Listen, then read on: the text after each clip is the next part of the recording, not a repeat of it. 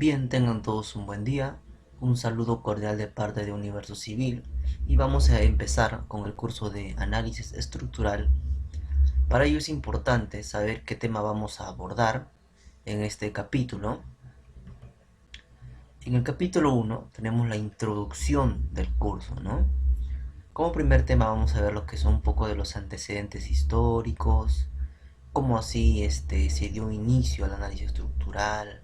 De ahí vamos a ver funciones del análisis estructural en la ingeniería civil. Todo estos, todos estos temas del análisis estructural es muy extenso, es muy amplio, pero como nosotros nos vamos a enfocar netamente en la ingeniería civil y orientado a lo que son las edificaciones y algunos otros tipos de estructuras en particular, vamos a ver qué papel cumple, ¿no?, el análisis estructural en estas estructuras. A continuación, seguido de eso, vamos a ver la clasificación de estructuras, qué tipo de estructuras hay, ¿no? Ya hemos mencionado que vamos a irnos orientado para la parte de edificaciones y algunas estructuras de manera particular. Y por último vamos a hacer un resumen, una conclusión de todo lo que se ha visto en todo este capítulo 1 de que es la introducción. Bien, como primer tema, como primer punto, los antecedentes históricos. Se dice que desde el comienzo de la historia de la ingeniería estructural ha sido parte esencial del quehacer del ser humano, ¿no? Acá podemos ver la catedral de Nuestra Señora de París, que fue terminada en el siglo XIII. Eh, Sin embargo, no fue así, ¿no? Hasta a mediados del siglo XVII, perdón, los ingenieros empezaron a aplicar el conocimiento de la mecánica, o sea, las matemáticas, la ciencia, en el diseño de estructuras, en los principios de ingeniería. O sea, las estructuras fueron diseñadas a prueba de error en esos tiempos, ¿no? Antiguamente las estructuras fueron diseñadas a prueba de error usando reglas empíricas, o sea, basadas en experiencias pasadas, ¿no? O sea, hacían algunas alternancias de cargas en esos tiempos y más o menos qué tipo de material resistía con este tipo de cargas, con este tipo de así, trataba de interactuar, de relacionar bastante las cosas. Ese es el método que se usaba anteriormente. O sea, el hecho de que algunas de las estructuras impresionantes de épocas anteriores, tales como las pirámides de Egipto, ¿no? O los templos griegos, el Coliseo y el acueducto de Romanos, ¿no? Y las catedrales góticas, aún continúen, o sea, que esas estructuras aún continúen en pie, es testimonio prácticamente del ingenio de sus construcciones. O sea que ellos lo han hecho a raíz de hechos basados, ¿no?, en la realidad, o sea, de manera empírica, ¿no? Ahora, después con el tiempo ya se empezó a diseñar, ya, ¿no? Se empezó a diseñar y para ello se tenía presente lo que era el análisis estructural. Pero muy aparte, ahora relacionándolo con la actualidad, en la actualidad ya han salido programas que facilitan el análisis estructural. Y no solo el análisis estructural, sino que también en la parte del diseño, ¿no? Donde se puede programar según el reglamento en la zona o país donde el diseñador se encuentre, ¿no? Donde el profesional calificado se encuentre. No, entonces el análisis estructural tuvo una influencia en la realidad, ¿no? Porque el ETABS, por ejemplo, con el ETABS, el SAP 2000, el SAFE, así como otros programas que te facilitan el análisis estructural, ahora en la actualidad es de gran ayuda.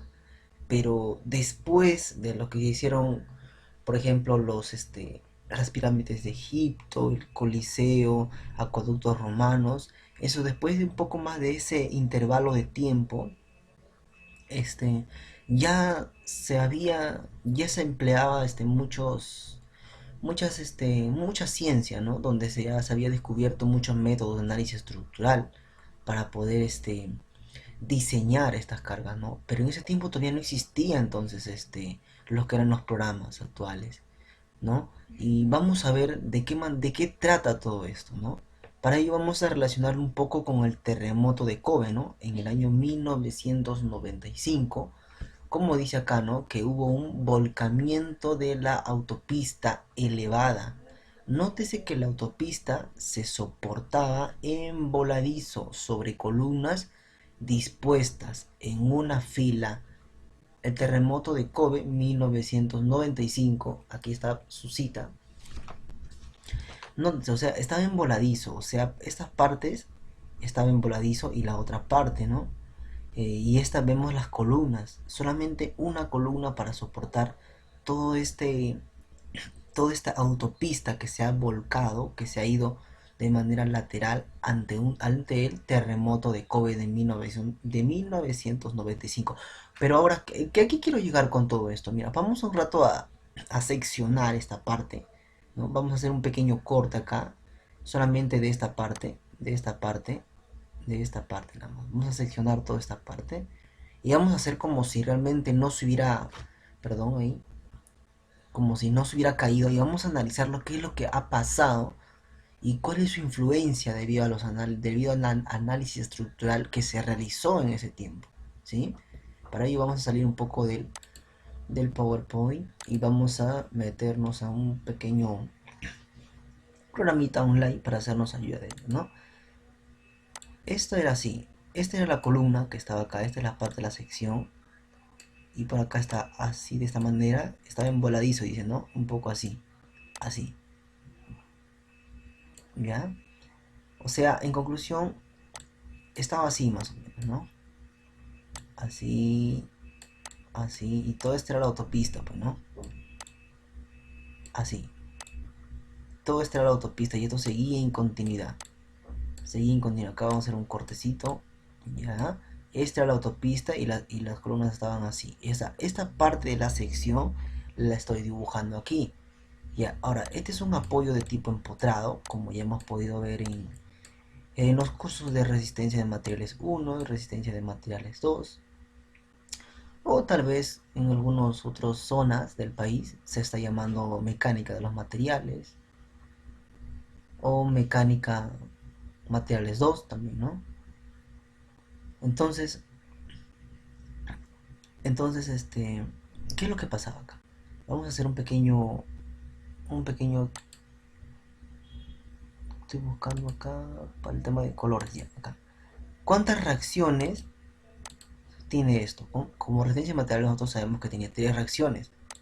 Una fuerza aquí, que viene a ser A de lleno, y otra fuerza en X, que viene a ser A de X, y ¿qué más?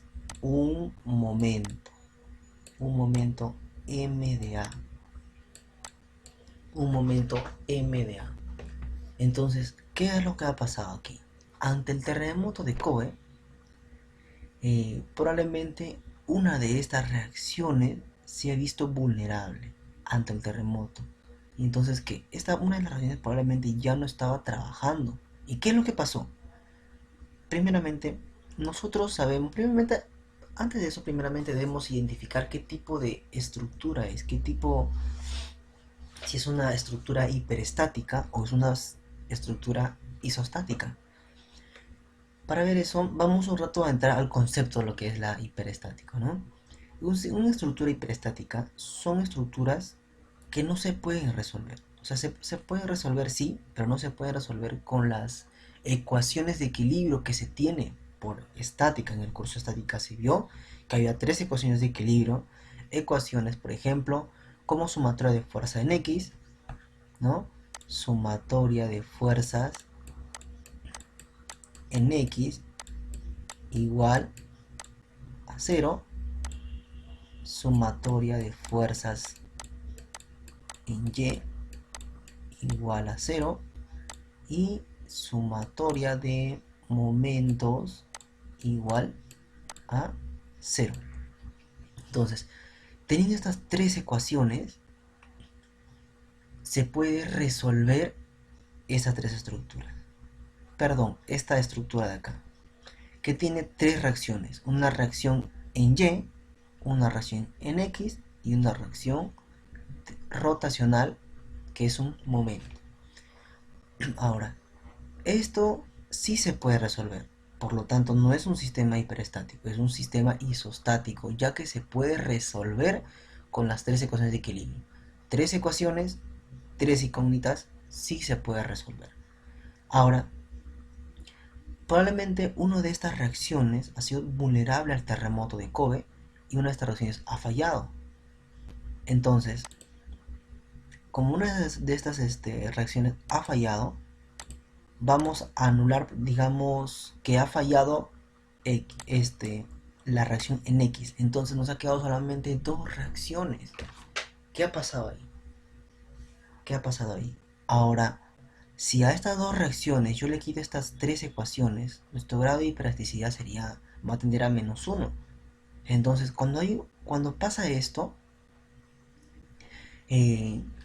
obviamente que cuando vuelva a haber otro movimiento telúrico o un terremoto, ya se va a convertir en una estructura inestable y por lo tanto esta estructura va a colapsar, ¿sí? Ahora, vamos a ver otro caso, una propuesta que quizás se pudo haber añadido a la estructura. Para ello vamos a borrarlo, un momento, vamos a borrar esto y lo vamos a hacer por aquí, ¿sí? Ya vamos a cambiar un rato el color, vamos al lápiz. Ahora, digamos que la estructura tenía este sistema, ¿sí? Ahora hay dos soportes acá. Ya no hay uno como antes. Acá hay dos soportes empotrados. Ahora, ¿cuántas reacciones tiene esta estructura? Tiene 6, ¿no? Una reacción aquí, una reacción aquí, otra reacción aquí, otra reacción aquí y dos momentos por aquí. En total tenemos 3 más 3, 6 reacciones que evaluar, 6 reacciones a cuales se tengan que calcular. Pero ahora, si nos damos cuenta, tenemos solamente 3 ecuaciones. Por lo tanto, 6 menos estas 3 ecuaciones, su grado de hiperelasticidad es 3, ¿no? 6 menos 3 ecuaciones, 3. Entonces, digamos que fallan, digamos que falla una reacción. Si vamos a cambiar de color, digamos que falla una de estas reacciones. Esta. Ahora nos va a quedar ¿cuánto? 5 reacciones. Ahora, 5 reacciones menos 3, todavía nos va a quedar 2, un grado de hiperelasticidad de 2. Entonces vamos a tener todavía chance ante un movimiento telúrico que esta estructura todavía no pierda su estabilidad. Digamos que falla otra reacción, la de aquí. Nos va a quedar ¿cuántas? 4 reacciones. Y entonces 4 reacciones menos 3 nos va a quedar 1. O sea, va a quedar un grado de plasticidad de 1. Entonces, esta estructura todavía no va a perder su estabilidad. Y va a ser una estructura que va a estar de pie. Entonces, probablemente el tiempo de vida se hubiera prolongado más. Así que esta ha sido la mejor opción para poder hacer esto. Ahora, ¿pero qué tiene que ver todo esto con el análisis estructural? ¿No? Volviendo nuevamente aquí, ¿qué tiene que ver esto con la parte del análisis estructural, con los antecedentes históricos que hemos hecho? Es que en ese tiempo no existía todavía probablemente los programas de TAPS, de SAP 2000 o de SAFE, no existían. Entonces, para poder hacer el análisis estructural de esta estructura, ha podido ser muy complejo entonces, porque obviamente es un poco compleja resolver esta estructura netamente solamente de manera analítica y no mediante un software.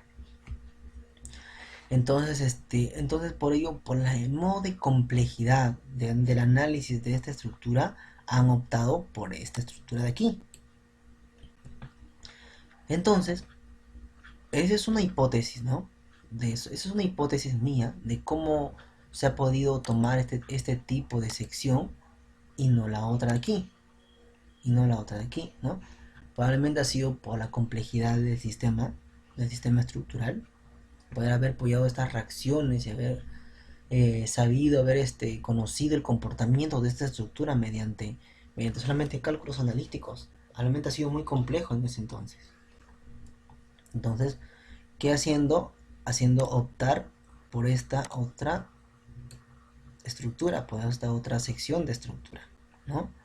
Y por lo tanto vemos cómo la influencia del análisis estructural se ha visto afectado aquí, ¿no? En ese tiempo no había esos programas, ¿no? Y por lo tanto la complejidad hizo que optaran por ese tipo de estructura. Entonces, para terminar ahí, los antecedentes históricos es muy importante conocer, ya que nos permite nosotros hacer como una reflexión de poder aprender a usar software, programas que nos ayuden a nosotros a poder analizar una estructura, de tal modo que podamos hacer también un buen diseño de estructural para la estructura que se debe implementar, ¿no? Para el desarrollo del país.